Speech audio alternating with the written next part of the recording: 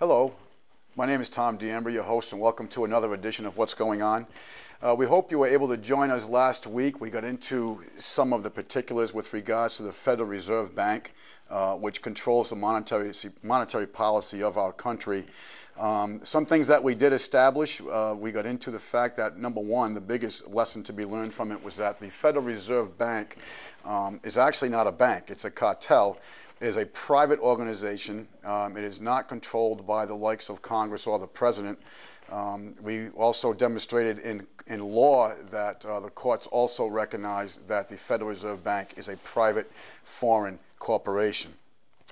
What we look to get into today is a little bit of the depth of how this all took place. You've got to understand, folks, that how these people operate is that it's called the Hegelian dialect, problem, reaction, solution. They'll create the problem to get the proper reaction from you, and then they'll offer you the solution.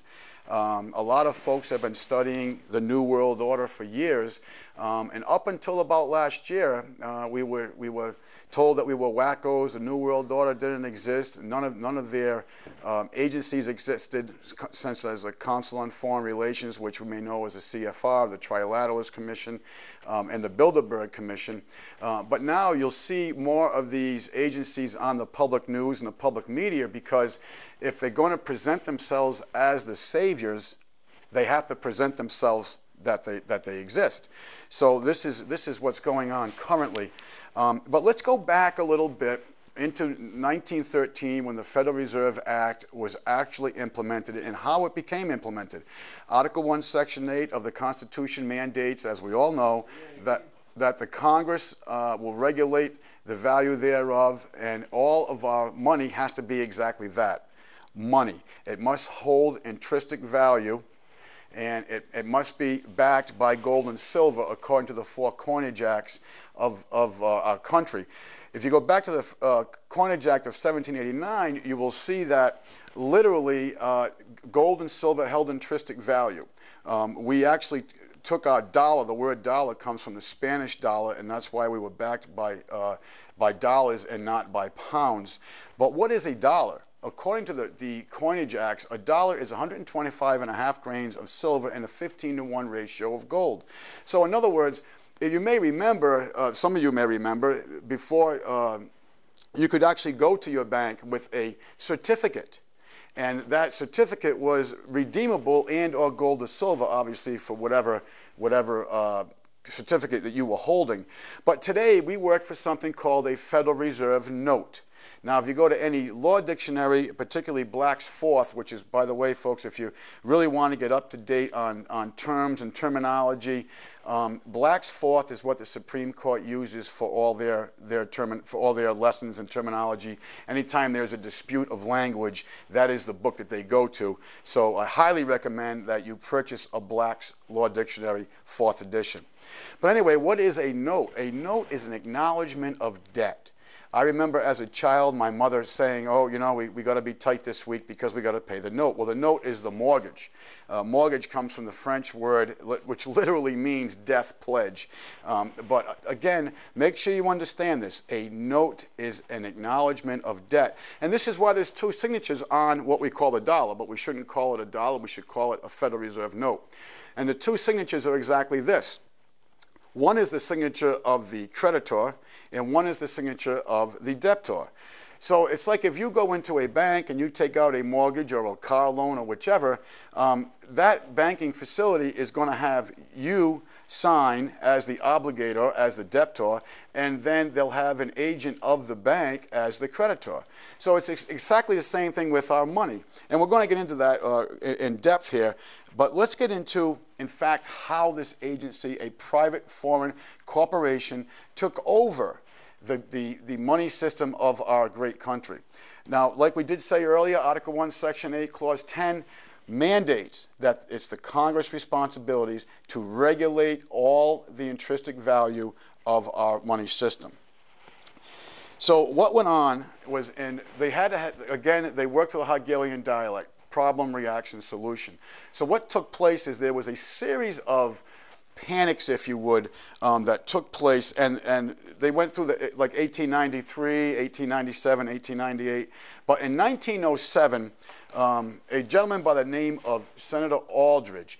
Senator Aldrich was from Rhode Island. He was a very, very powerful banking committee member. He actually, later on in life, married into the Rockefeller family, and you may recognize the name of David Aldrich Rockefeller. But what he did, with the help of some international banking entities, particularly the Rothschilds, the Warburgs, J.P. Morgan, again, all of them are foreign people to our country. They put together a panic so the people would welcome this banking bill. And what it was an answer to the end all. No more up and down cycles of boom, and we're going to have a nice even value to our currency, and we're going to put the mechanisms, if you would, of our money system, the entire circulatory money system, into the hands of a few. And again, this was set up because who do you think the few were going to wind up to be? The very same people who created the crisis, much like today. If you take a look at today, $12.8 trillion, and that's with a T, has gone to the bankers with no accountability, and now they have openly admitted that they have moved the money offshore. And what they're doing with it is they're purchasing a tremendous amount of assets in foreign countries, particularly in China. But that is a topic for another show at another time. Let's try not to digress here. So what takes place is Senator Aldrich, they get together and they create this panic, if you would, of 1908, and then a bill called the Aldrich Bill, which Mr. Aldrich was a very egotistical man, and he wanted his name on the bill. But you can look up the Aldrich Bill of 1908, and basically what it was the same conspiratorial legislation that we have, which took place in 1913 with the Federal Reserve Act. Some of the people in Congress that we spoke of in the last show gave some dire warnings about the money manipulators, if you would. And we also went back to the founding era. We spoke of Ben Franklin's stating the real cause for the revolution was the fact that King George would not allow the American colonies to have debt-free, interest-free money, and we had to borrow scrip at interest from the Bank of England. Now, if you look back at the Bank of England, guess who was the owner of the Bank of England and the operator of the Bank of England at that time was a gentleman by the name of Rothschild. When you get to the top of the pyramid, folks, you're going to keep seeing the same names. You're going to see the Rothschilds, you're going to see the Warburgs, and you're going to see the Morgan entities. But the Morgan entities actually went into action and into play with the Rothschild banking conglomeration. Mr. Rothschild was a very smart individual, and what he wanted to do, number one, was eliminate the competition amongst the bankers, and that's pretty much what the Bretton Woods Agreement was about. And I know I'm jumping to 1944 now, but in the Bretton Woods Agreement, which took place right here, right next door in New Hampshire, what they did was they sat down amongst themselves and said, you know, the world is ours to have. We should stop fighting amongst ourselves, coordinate our efforts for the benefit of a small group of individuals. And that's exactly what's taken place. And some of their tools that they use, obviously, is the issuance of the currency. War is one of their biggest tools. And we'll do another show on the use of war when you get to understand that war is a tool. And how they operate with war is this. Number one, they create the crisis. Number two, it instills fear, and there's an outside threat. So now the people will go into the debt. The people will send their sons and their daughters to go and bleed because of this perceived threat. But when you really look back and you understand, and I'll use the example of Hitler. Believe it or not, Adolf Hitler was financed by Jewish bankers out of New York and out of London. As a matter of fact, and now some of you may think this is wacko information, but if you go back and look up Hitler and understand who financed him, first of all, he wasn't German, he was Austrian. Second of all, how did he come into power? He was elected chancellor. But what happened was him and his people burned the Reichstag, which was the parliament building or the congressional building, of Germany. They burned the Reichstag, create the crisis, And then they offered the solution, which would be to empower themselves through a series of acts called the Enabling Acts. And Hitler actually created the position of Führer and appointed himself position of Führer. So how did he get all this financing to do this? Well, he did it through Brown Brothers Harriman Union Bank out of New York. And all this financing was all correlated through a gentleman that was a senator from Connecticut, and he actually was the fund manager between the Union Bank of New York and the Reich Bank of Germany, and his name is Prescott Bush, the grandfather of the current president. Now, I know some of you may be saying, oh, come on, this can't be true, but I invite you, as we do with all the information on this show, please investigate for yourself exactly, all the information we present. You'll not only find it quite stunning, but you will find it awakening also. So let's get back to Jekyll Island, Georgia, which is where the heads met to go ahead and formulate this Banking Act. Jekyll Island, Georgia is a small island. It is owned by some very rich people, and all these people were getting together, and they were supposedly going to go duck hunting. But let's just let's take some quick quotations from people who were actually there. Okay. Now this is, and then we're going to get into who owns the Federal Reserve Bank and who operates the Federal Reserve Bank. So if you would. This is B.C. Forbes. He was later the founder of Forbes magazine, and this is in 1916. And this is also pretty much sums up exactly, number one, the secrecy that was deliberate with this, and also how they knew they had to keep this whole event secret, because if they were shed on the light of day, their conspiracy planned, and a conspiracy is a plan of two or more people for one gain, they would not get this through to Congress. There were a lot of people who were giving warnings about this, and we went through that last week. If you missed last week's show, sorry about that, but we went through a lot of warnings from modern-day congressional people up until 1916 when it was formed, and even back to the Founding Fathers. And one of the ones that comes to my mind is the one by Thomas Jefferson. And he said, if the American people ever allow private banks to issue the currency, to control the issue of their currency, the corporations and the banks that will grow up around them, first through inflation and then by deflation, the American people will wake up homeless on the continent their forefathers conquered. Very, very strong words, and a very pertinent warning to today. Because if you think you own your property, you go ahead and don't pay your taxes for a year and see who really owns your property. You see, before 1933, folks, we used to have a thing called a allodial title. Allodial in Latin means absolute. You owned it. Most people just kept their deed in their safe or in their drawer, and then if you sold your property, you endorsed it over to the purchaser, much like you do with a check. If I write a check to you and I want to give it to another person, I can just sign it over to them. Well, it was the same way with deeds. It wasn't until 1933 when the corporation that we call the government went insolvent to these people, all through manipulation, that we actually went into a thing called a certificate of title. We got into the language of certificate last week, and just as a reminder, certificate means two things. One, it holds negotiable, it's a negotiable instrument holding value. And I use the example of, let's say I own a Subway sandwich shop, and I want to have I control the issuance of that certificate. Number one, I control the value of it, how much it is, and I control the duration of it. And the other thing that I control is who's allowed to use it. I could have this for the general public, or I could have it for, a private organization. It doesn't matter. I maintain control of it. I also maintain control of the product that it's representing.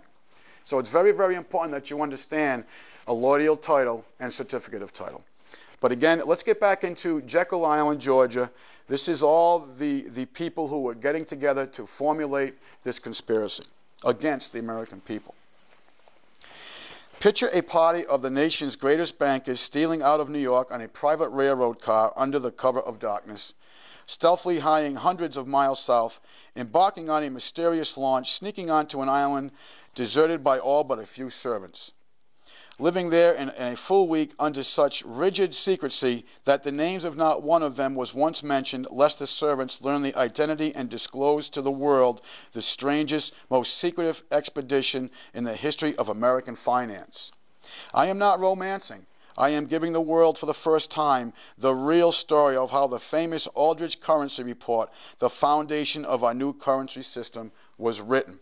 Now, again, when he talks about Aldrich, he's talking about Senator Aldrich from Rhode Island, that was representing a lot of the Rockefellers' interests, a lot of the hierarchy of the finance of the world here.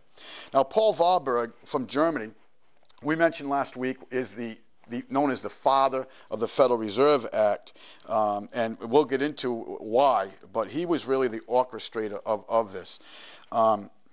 And this is Paul Warburg writing in the Federal Reserve System, Its Origin and Growth. Folks, this is a massive book. It's like 1,750 pages. And if you ever want to get into an in-depth study of the conspiratorial acts that took place, see, these folks knew that the general public and the Congress was not going to accept this act. This is why it was all done in secrecy. If it was going to be a good benefit for the people, they would have done it openly. They would have wanted the input from the banking committees and so forth. None of that was done. The results of the conference were entirely confidential. Even the fact that there had been a meeting was not permitted to become public. Through 18 years have gone by, I do not feel to give the description of the most interesting conference concerning which Senator Aldrich pledged all our participants to utmost secrecy. Again, Senator Aldrich being the liaison between the entities that formed this coalition. Now, this is actually Senator Aldrich's, a part of his autobiography. Was written by Nathaniel Wright Stephenson, and if you ever want to get disgusted as to how American politics and finance really work, read this book, because you'll have a hard time with it. It'll really whet your stomach as to the corruption and the depravity of which these people understood very well. In the autumn of 1910, 6 men, in addition to Aldrich, went out to shoot ducks. Shoot ducks. That is to say, they told the world that that was their purpose. Mr. Warburg, who was one of the numbers, gave an amusing account of his feelings when he boarded the private car in Jersey City, bringing with him all the accoutrements of a duck shooter. The joke was in the fact that he had never shot a duck in his life and had no intention of shooting any. The duck shoot was a blind, and that's being the joke. If anyone who does any duck hunting understands what a duck blind is, you camouflage yourself to the reality that you're there, you're present, and what your purpose is to shoot the duck. Well, the joke here was that the presence they were there for, and they were to control the money system, hence the joke of the blind. So then Mr. Frank Vanderlip, and he was one of the participants in this meeting in February of 1935, the Saturday Evening Post, in an article. I found this very interesting, and I was surprised by his objectivity, how far he went with what actually went on. But just take a listen here. Despite my views about the value to society of greater publicity for the affairs of corporations, there was on occasion near the close of 1910 when I was as secretive, indeed as furtive, as any conspirator. I do not feel it is an exaggeration to speak of our secret expedition to Jekyll Island as the occasion of the actual conception of what eventually became the Federal Reserve System.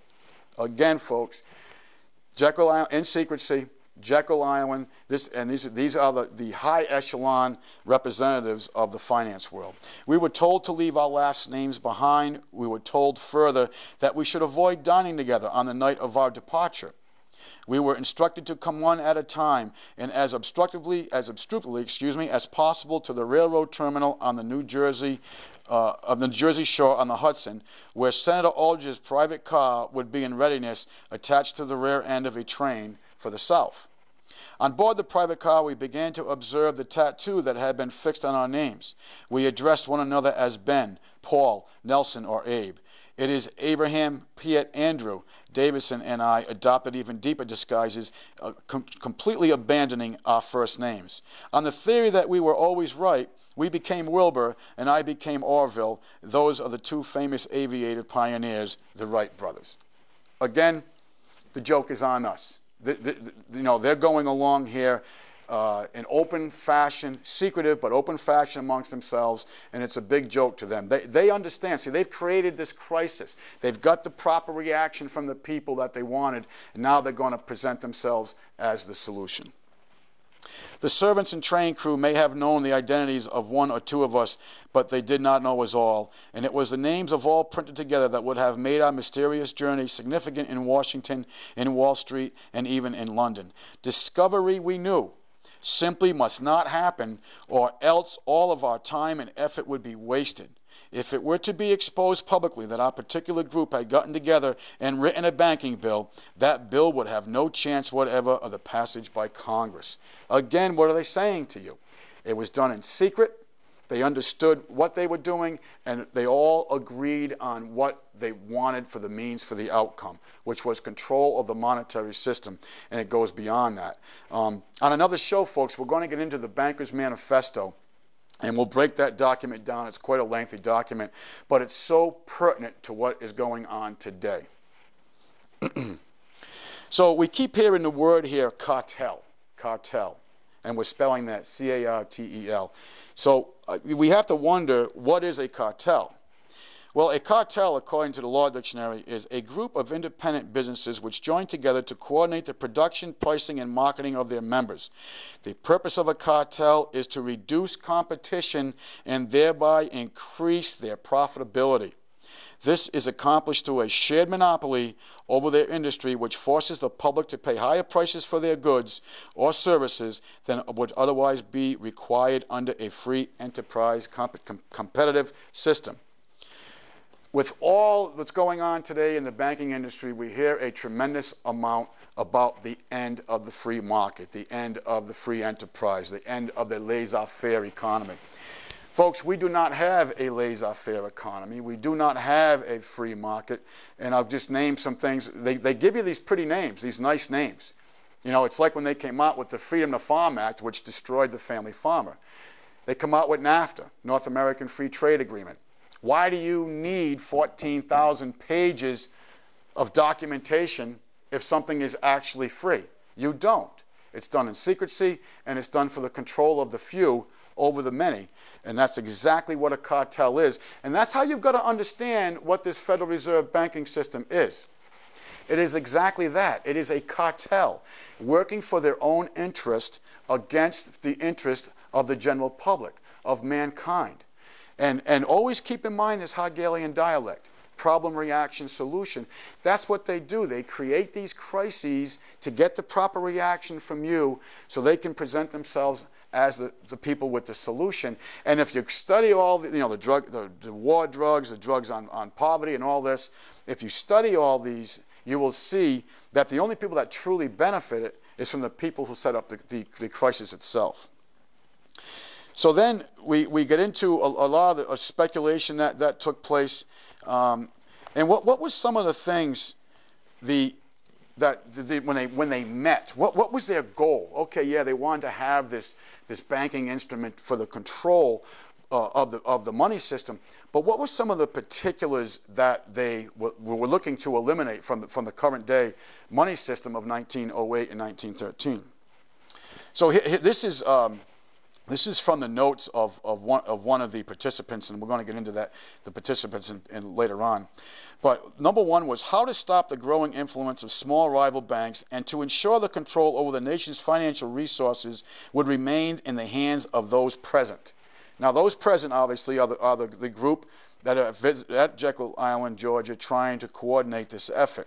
But think about free market, competition. What does competition do in a free market? It produces better products, it produces better pricing because you're always looking for better ways to improve your product and to put it out at a cheaper price, so they'll select your product, obviously. So what they're doing here is they're eliminating small rival banks. Folks, there are no small rival banks in this country anymore. They are all under the Federal Reserve banking system, every one of them. They get their credit, they get their issuance, they get their fractional banking system, they get their fiat currency, all from a private foreign corporation cartel called the Federal Reserve banking system. How to make the money supply more elastic in order to reverse the trend of private capital formation and to recapture the industrial loan market. Can you say bailout? Is that simple enough for everyone to understand that the capital formation, private capital formation, and to recapture the industrial loan market? Corporations that need to grow, bigger conglomerate corporations, obviously need a lot of capital because their projects are not on a small scale, they're always on a larger scale. If you control the issuance of currency, you control these industries. It's like Rothschild said, we went through this in the first show, give me control of the issuance of a nation's money, and I care not who makes its laws.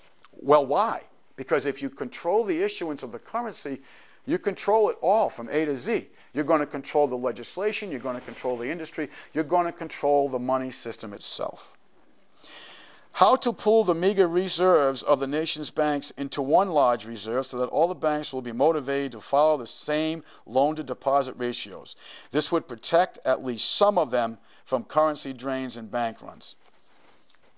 Obviously, we can see here what they're trying to do. They're trying to pool the nation's resources together so these small banks and private capitalists don't have these reserves of currency and wealth, because who is going to control all this wealth at the end of this act? They are. So they're trying to take this away from the hands of the small and get it into the pool that they're going to control. Very simple.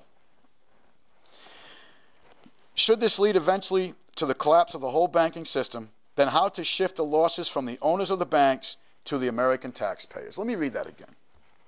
Should this lead eventually to the collapse of the whole banking system, then how to shift the losses from the owners of the banks to the taxpayers? Can you say bailout? $12.8 trillion, not a mortgage paid, no accountability, no auditing, and now it all goes overseas. And who got all this money? The bankers, the very people who created this crisis. So now they've controlled it all. Now they have the assets. They've pooled the assets. They've collapsed the system, the money system in particular. And who's going to wind up paying for it, folks? It's on your back. It's on your back through your labors. Now, we haven't got into the invisible tax, which is more pertinent than any other tax that we have, believe it or not, and that's called inflation. If you print another $12.8 trillion, that makes our money, which is not money, but it makes our money more worthless because there's more of it. See, that was the thing why the Founding Fathers wanted our money based on gold and silver. Not only did it have intrinsic value, but it held the medium. This dollar you didn't have the ups and downs, ups and downs. You had consistency. So you didn't have these bust and booms. The bankers, we took away one of the main tools of the bankers for control, and that was to hold intrinsic value with your money. Today, we don't have that. Like we stated earlier, we have a Federal Reserve note. We have an acknowledgement of debt. It's script. And that's exactly why we are where we are today, giving these bankers $12.8 trillion, letting them write the legislation now. And folks, don't think your Congress is sitting there innocently not knowing this is going on. Your congressmen are corrupt. You know, I call Washington, D.C. the District of Criminals. They are corrupt. They're all in their pockets. Look at the banking chairman, Senator Dodd. You might as well call him Senator Aldridge because there's no difference between the two from 1908 and 1913 to where we are today in 2009. They all work for the same entities, and it's not you. They may give you this dog and pony show of all these hearings and but believe me, them hearings are exactly that. They're a dog and pony show. The legislation is drafted up in back rooms prior to the dog and pony show they allow you to see. We talked about last week very, very heavily about the secret manipulative powers, the behind-the-scene powers that really control the world's government. We got into quotes that were people who were part of them powers. So you can't just disperse of these comments from these folks, the real players of what's going on, and say this is, conspiratorial wacko terminology. No, this is real. This is what's going on. And this is how we got to this point.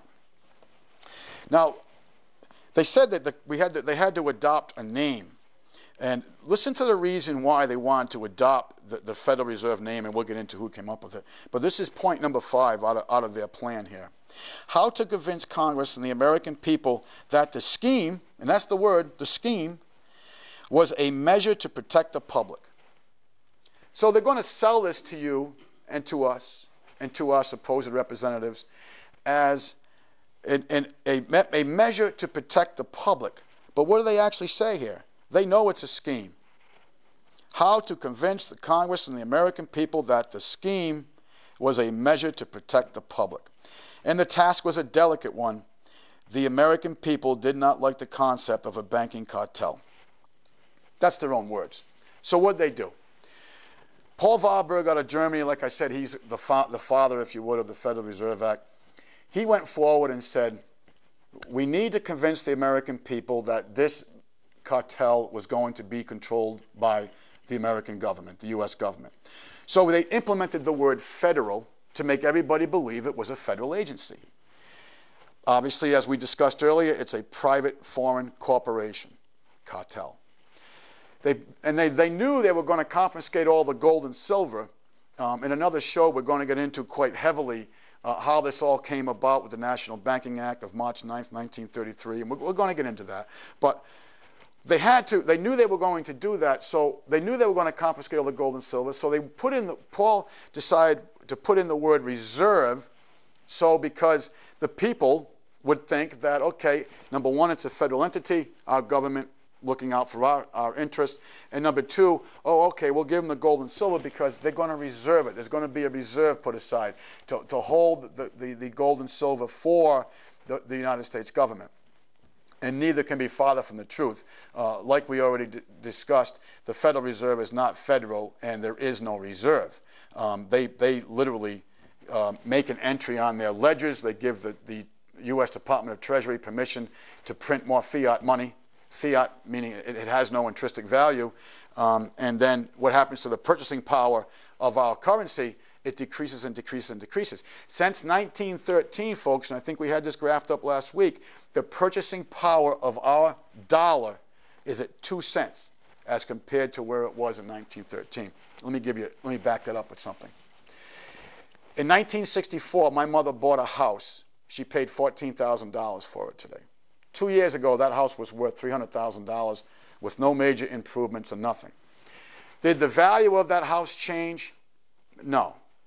What took place was the value of the currency changed. It took less, it had less value, so it took more of them to purchase the same entity. And the bankers did the same thing. We talked about Hitler earlier. The bankers did the same thing with Germany in the 20s and 30s. They devalued the currency, the Weimar Republic collapsed. Hitler came into play, again, financed by the bankers. So now another thing that we want to get into is understand some things about what is this cartel, how is it presented to us. And this is some of Warburg's own writings, and I'll be real brief here, but listen to this.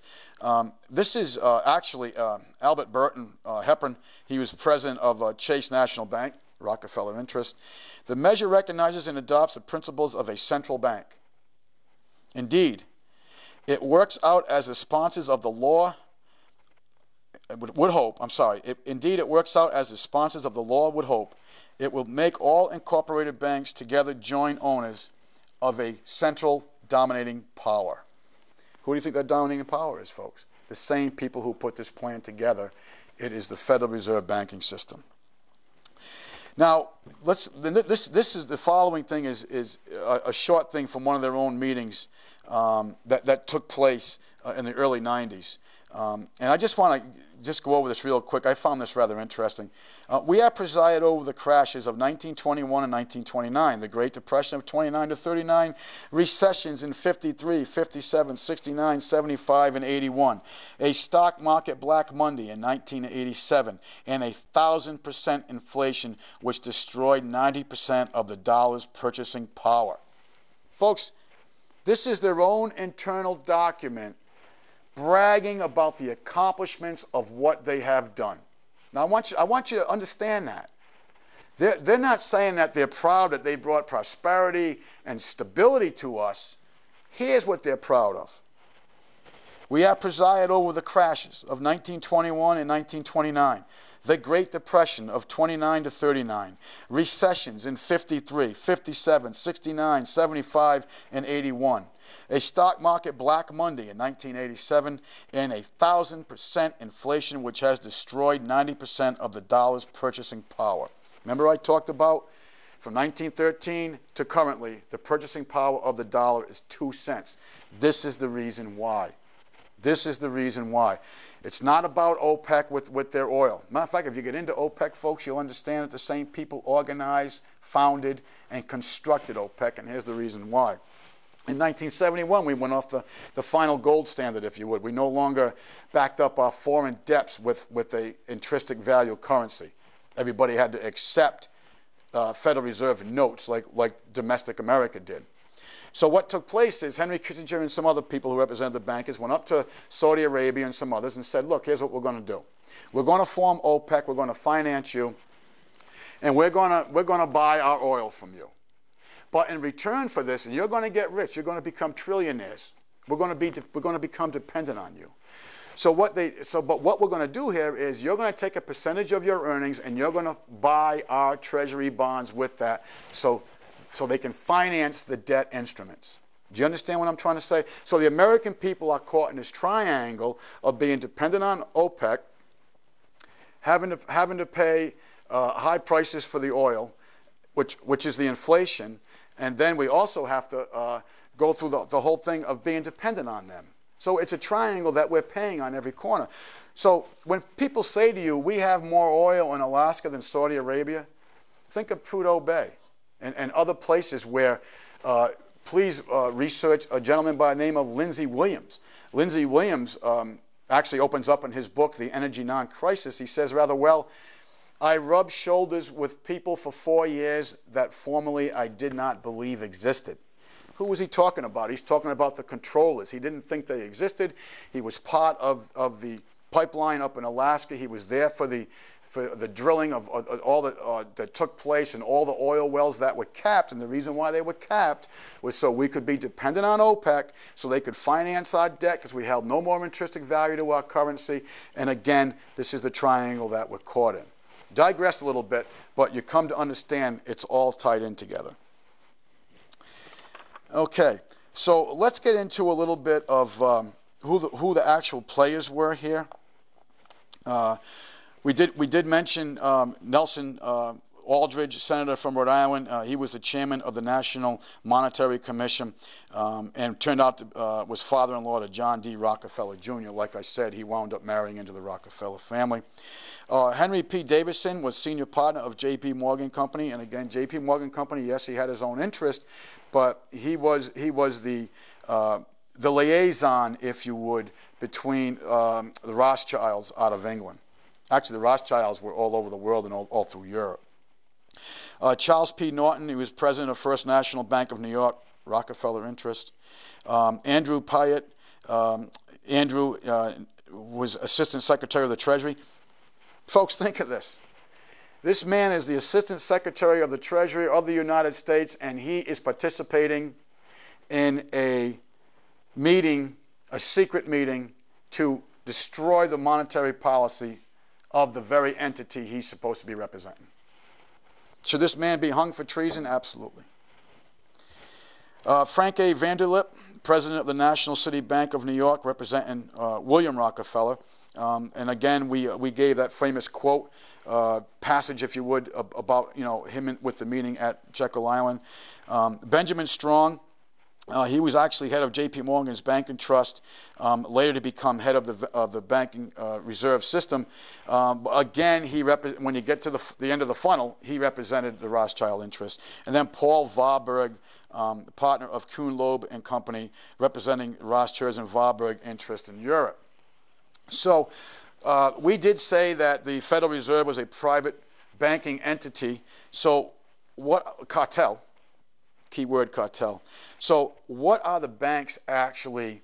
And now this was done with a Standards and Poor's investigation back, I think it was 1953. Don't quote that, hold me to that though. But it was in the 50s, and what they discovered was who were the principal owners of the interests of the Federal Reserve banking system. Now, let's see, folks, if any of these people you really think are representing your interests and the representatives of your children's future. We got the Rothschilds Bank of London and Berlin, the Lazard Brothers Banks of Paris. When you get down to that funnel, that's more, again, of the Rothschilds and Warburgs. The Moses Saif Bank of Italy, Rothschilds. The Warburg Bank of Hamburg and Amsterdam, Paul Warburg and his brothers. Lehman Brothers Bank of New York, Rockefeller interest. Kuhn Loeb Bank of New York. Kuhn Loeb Bank was set up by Paul Warburg to do the banking interest in the United States. Chase Manhattan Bank of New York, who controls all the other Federal Reserve banks. Again, Rockefeller was because they wanted to control this out of New York for a lot of reasons, because they had to gain control of the money system in the United States, and so that's what they wound up doing. And then Goldman Sachs Bank of New York. Now let's think about that. Goldman Sachs Bank of New York, folks.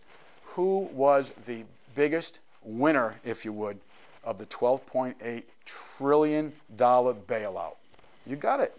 Goldman Sachs Bank of New York. Very good. So there's an interesting quote here that I wrote down, and I think it really is right on the money with today. This was written by Thomas Jefferson to a letter to John Adams. And I wanted to make note of it, folks, because they make our money system, our tax system, they make it purposely confusing. They don't want you to understand the punishment that you're taking. They don't want you to understand the short blade work that's being done against you. They want you to be confused so you will go to them for answers. But just listen to Jefferson's quote here. Of all the perplexities, confusion, and distress in America that will arise, not from defects of the Constitution or our Confederation, not from want of any honor or virtue, inasmuch as downright ignorance of the nature of coin, credit, and money circulation. Let me do that again. Of all the perplexities, confusion, and distress in America that will arise, none from defects of the Constitution or our Confederation, not from any want of honor or virtue, although I tend to beg different today, as much as downright ignorance of the nature of coin, credit, and circulation. In other words, folks, the money system itself, how it works. Jefferson saw this as the biggest, the American people, it's like he said, if the American people ever expect to be ignorant and free, they expect what never was and never will be. It's quite simple. If you don't understand the mechanisms of the money system, then you have no understanding of its inner workings. You have no understanding of what and how and where it's all going on. All you know is that this fiat currency, this little paper that you have, which is an instrument of debt, is losing value every day, and you're working harder for it. We got into last week how 56 cents of every dollar that goes through the American household now goes to the federal government. Think of that. So someone is working all year for the federal government out of this two-member working family, and one person is still putting in 6% of their income to the federal government. And folks, that doesn't include the cost of you going to work with gas, with insurance. It doesn't include the cost that businesses have to add on because of all these alphabet agencies that are regulating them. It doesn't include the cost of you feeding and clothing yourself to go to work.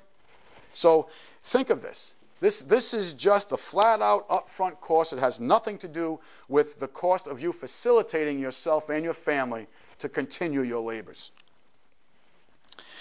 So we take from history some different things that have taken place, and one of the things I want to get into with you was the issue of greenbacks.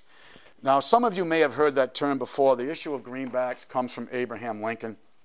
And actually, I want to read this little thing from him, and then I want to get into the mechanics of it. Government possessing power to create and issue currency and create money and enjoying the right to withdraw currency and credit from circulation by taxation and otherwise need not and should not borrow capital at interest. The privilege of creating and issue money is not only the supreme prerogative of the government, but it is the government's greatest creative opportunity. You see what he's trying to say? Lincoln, folks, well, let me paraphrase his quote. The Union was doing very poorly at the game of war. The Confederacy was knocking, as Lincoln said, knocking at my front door. Lincoln said, I have the Confederate Army at my front door. I have the bankers at my back door. It is for the future of my nation I fear the bankers the most. And here's the reason why. You see, Lincoln, like all wars, and one reason why war is such a great tool for the bankers is what's it make you do? It makes you have to finance debt to facilitate the instruments of war. It's very simple. Not only do they get you to expand their authority, and they get you to not think because now there's this perceived threat from the outside. Now they get you to go deeper in debt. They put their claws around you more through the instrument of debt. And this is why war is, I personally feel, their greatest tool. And look what's going on since the bankers have taken over the currency system of this country. Yeah, we've had World War I, we've had World War II, we had the Korean War, we had Vietnam, and now we've had Gulf War I, Gulf War II. Now we're about to expand the war into Pakistan. But we've also had multiple wars throughout there. We've had the war on drugs, we've had the war on poverty, we've had the war on drunk driving. What have all these things done? Do you think 3 generations ago the American people would have allowed traffic stops without probable cause? No. There would have been an uprising. It's all conditioning. See, create the crisis. Oh, you know, we got a drinking epidemic in the country. What are we going to do? Oh, boy, we better have prohibition. So we have prohibition. What takes place? The federal government gets granted powers of a federal police force. So for 14 years we have prohibition. Look what happened with corruption. They knew what was going to take place with prohibition. These people aren't stupid. They knew there was going to be a black market with it, just like with the wars on drugs. Same thing. They knew that would raise the prices. They knew there'd be corruption, and they knew they could take the people who would play that game and put them in their pocket. It's exactly what's taken place. So war is a great tool of the bankers. Again, create the crisis, get the reaction that they desire, and then they provide themselves as the solution. So during the Civil War, which was from 1861 to 1865, and by the way, folks, the Civil War had nothing to do with freeing the black man.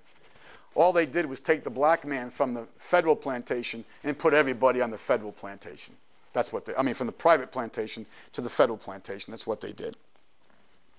Lincoln needed money to finance the war for the North. The bankers were going to charge him 24 to 36% interest. Did you hear what I just said? The bankers were going to charge the Northern government 24 to 36% interest. Well, Lincoln was horrified, and he went away from this meeting greatly distressed. When you read his own memoirs, he was flawed by this, and this is when he made the comment about, I had the Confederate Army to my front door and the bankers to my back door, and it's for the future of my country. That obviously he feared the bankers more for the well-being of the country. So what he did, Lincoln advised Congress to pass a law authorizing the printing of full legal tender, which is what we have today. But this was legal tender of the U.S. government. There was going to be no interest, and there was going to be no loose man's hanging at the end of this whole process. So Lincoln also recognized the great benefits of this issue. And again, we give the people of this republic the greatest blessing that we ever have had, their own paper money to pay their own debts. So in other words, folks, he has told the bankers, I'm not doing business with you. I am going to, through executive order and through the congressional legislation, I'm going to issue federal government greenbacks. And the reason why they call them greenbacks, like I said, you probably heard that term, was because the back of it was completely green. And how Lincoln forced the American people, if you would, to accept this was he made it payable for taxes.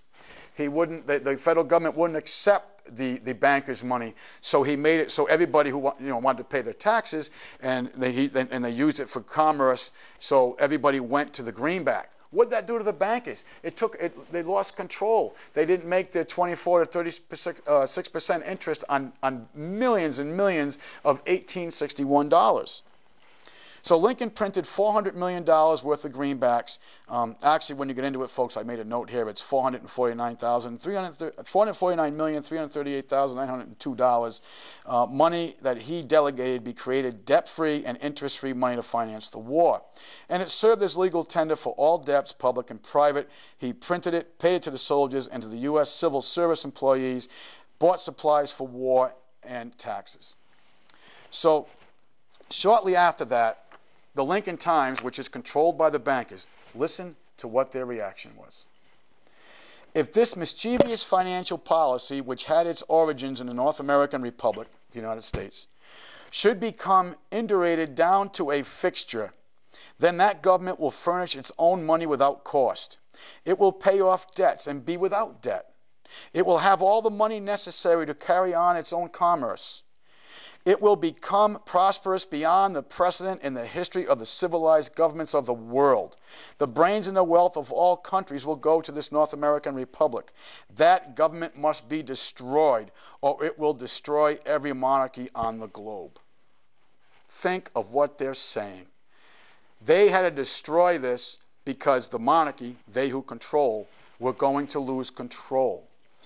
Again, the bankers obviously understood that this was a threat to their power, and sovereign governments printing interest-free and debt-free paper money. So what they did was they actually, first Lincoln knew the British people, and so he knew that the British would not support slavery. So he issued the Emancipation Proclamation, which was a guise. If you ever read that, you'll understand that Lincoln really didn't free anybody, as he knew he didn't have the authority and or the power to do so. So some things took place. You know, the Tsar of Russia sent down a portion of the Russian Navy to the United States with orders that its admiral would operate under the command of Abraham Lincoln. And these ships of the Russian Navy then became a threat to the ships of the British Navy, which had intended to break the blockade and help the South. Well, the North won the war, obviously. But of course the bankers were not going to give in that easy. They were determined to put an end to Lincoln's interest-free, debt-free greenbacks, and he was assassinated by an agent of the bankers. Yes, and it wasn't just John Wilkes Booth. There was actually 5 of them that were in on this plan. And then after that, Congress revoked the Greenback Law, which it had enacted, and this is with the Reconstruction Acts, folks. And then the National Banking Act came into play, which again was all part of the Reconstructionist Acts. The act also provided that the greenbacks should be retired from circulation and as soon as they came back to the Treasury in payment of taxes. So what they did was, okay, you got to pay your taxes with them, which was fine, but they wouldn't let them recirculate out. Hence, they gained control of the money system once again. Now, one other president that tried to do something about this was John F. Kennedy. Now, we all know John F. Kennedy was assassinated also. And anybody who lived in my era or has done any kind of research on this understands that John F. Kennedy was not assassinated by Lee Harvey Oswald.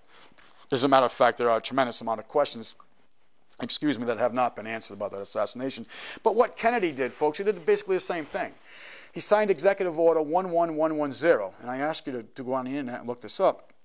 And he basically did an audit of what we know as Fort Knox, which is where the gold and the silver was supposed to be. Well, he did this audit and realized, oh boy, there's no gold, no reserve, like we said earlier. And there was $4.2 trillion worth of silver still at hand. So what he did was he issued silver certificates in 1962. Well, he gave the order in 1962 to do it. And so with this act, he was taking away the issuing power of the Federal Reserve Private Banking Corporation cartel, and he was issuing, number one, a certificate. When we talked about certificates, it is a negotiable instrument holding intrinsic value. So it was going to stabilize the currency. It was going to take away the issuing power from the private banks, and this was a success. Actually the certificates did get into print. You can still purchase them. They're rather expensive right now because they hold what's called numismatic value, collector's value. But that's the reason why Kennedy was assassinated. Kennedy understood the game that was at hand, and he tried to do something about it. And the bankers who, again, control all these congressional entities, they control the law enforcement, they obviously control the media, and they went forward with their plan. They assassinated him. They put in a man, vice president, who was at that point Lyndon Baines Johnson.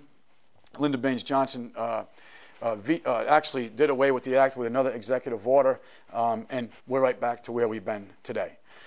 Something about executive orders, folks. Executive orders were set up by the enabling acts of the United States government to give direct orders in times of national emergency to federal employees.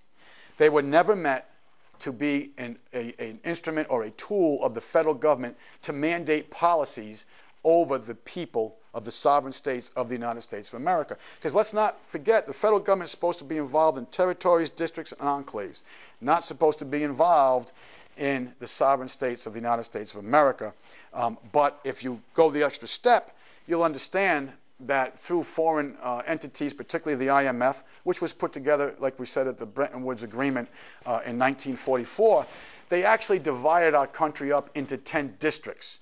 Some of you may know these as FEMA districts, but the reason why they did was all language, because the federal government has power over districts, enclaves, and territories. Well, they made us all districts, so the federal government would have sovereign power over all of the United States. And that's exactly what has taken place. So let's get back into that was a little bit of side history here, but we understand Lincoln and Lincoln's concerns here and the reason why he did what he did. So when we get into Alfonso Rothschild in 1848, listen to his prediction. In a few years from now, America will have attracted itself to the greater part of trade with China and the Indies and will be enthroned between the two oceans. The country possesses such elements of prosperity that no one will have to blind itself to recognize them. I have no hesitation in saying that a Rothschild house, and not just an agency, will be established in America. Today we are presented with the finest opportunity, and later on, difficulties will be necessary to arise as a result of competition from all sales. What's he telling you? They're going to infiltrate our money system, House of Rothschild. They're going to create crisis to warrant their own means, to get the reaction from you from what they desired. And they're going to eliminate the competition from all their competition from within, conglomerate, consolidate it all together, and that's exactly where we are. I had mentioned earlier about the Rothschilds, if you would, creating J.P. Morgan to be a liaison for their interest in America. And this is from John Moody. The Rothschilds were content to remain a close ally of Morgan rather than as a competitor as far as the American field was concerned. Morgan's activities from 1895 to 1896 in selling U.S. gold bonds in Europe were based on his alliance with the House of Rothschild.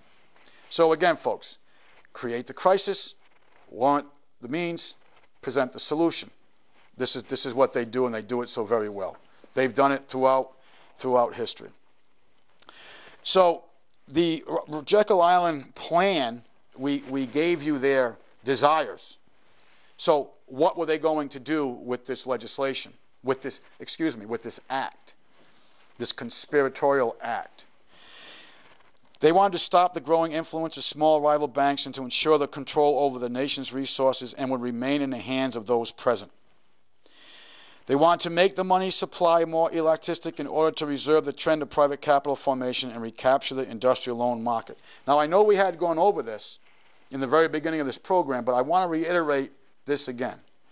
They wanted to pool the meager reserves of the nation's banks into one large reserve so that at least a few of them could protect themselves from currency drains and bank runs, to shift the inevitable losses from the owners of the banks to the taxpayer, and to convince the Congress that the scheme was a measure to protect the public.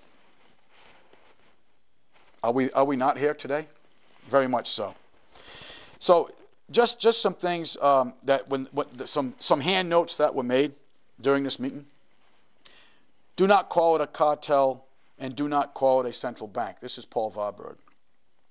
Make it look like a government agency. They're talking about the Federal Reserve itself. Establish regional banks to create the appearance of decentralization, not dominated by Wall Street. Established regional banks to create the appearance of decentralization and not dominant by Wall Street banks. But in actuality, what did they do? They centralized power. They centralized the issuance of control. To who?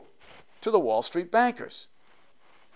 Begin with a conservative structure, including many sound banking principles, knowing that the provisions will be quietly altered or removed in subsequent years. Absolutely. All the protections that were, what little there were, that were part of the original document are gone.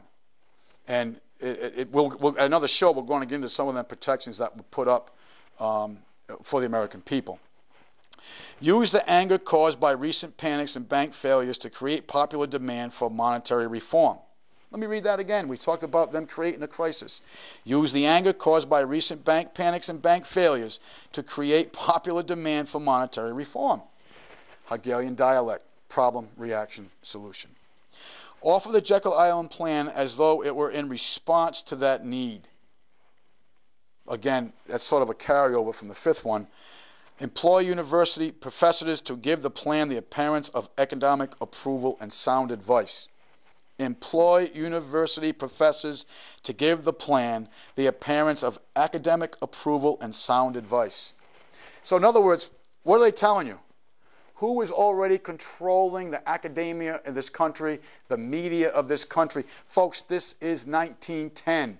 It's 2009. They had control of it then. You know, there's a great quote that I want to use because we want to do a show on the media, and it's from a gentleman named John Swinton. And he gets in, and this was his retirement party. He was the editor of the New York Times at that time, and this is 1914 when this party goes on. And he talks about the facade of the free press in the United States. And I'll tell you, that quote is really, really an incredible thing. And like I said, I'm going to have that for future shows for you. Speak out against the plan to convince the public that the Wall Street bankers do not want it. How's that?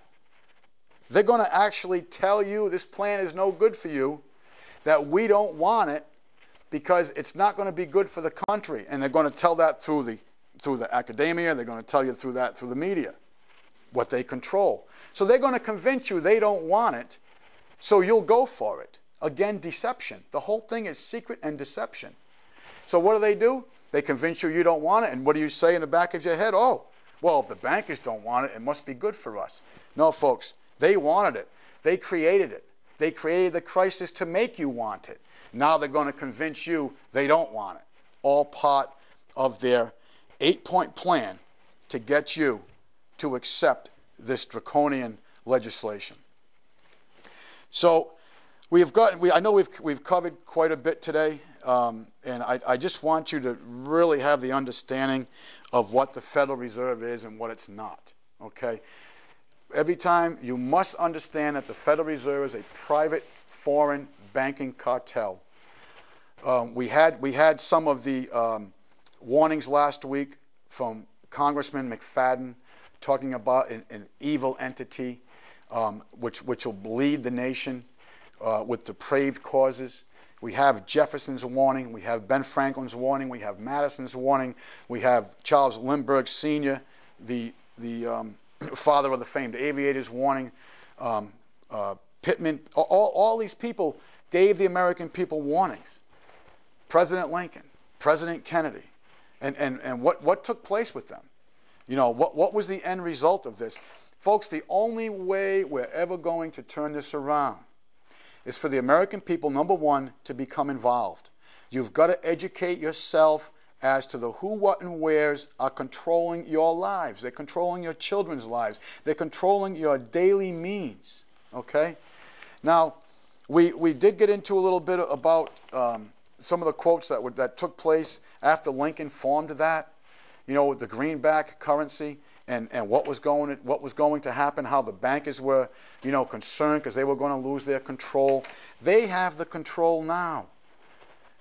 You know, it almost gets to the point where, like Lenin said with numbers, you know, one killing is a murder, and people can relate to that. But a million murders is just a number. We've almost gotten to that point with our money system. $12.8 trillion. I can't fathom $12.8 trillion, but what it does mean to me that generations in the future, your children's generations and their children, are going to be laboring the rest of their lives for the gains of the private Federal Reserve. That's what that figure means to me. $12.8 trillion. Folks, last year, the gross domestic product of the United States of America was $13.4 trillion. Think of what I'm saying to you. They're $0.6 trillion away from the confiscation, the absorption of our entire gross domestic product. An incredible feat. I have nothing but despise for these people, but I admire them for their intelligence, their manipulation, and how they have us all dubbed as to what's really going on. So with that, folks, we're going to close for today. I want to say thank you very, very much for your time, and I want you to remember the Federal Reserve is a private foreign bank, and that your government is your business and your responsibility. We thank you.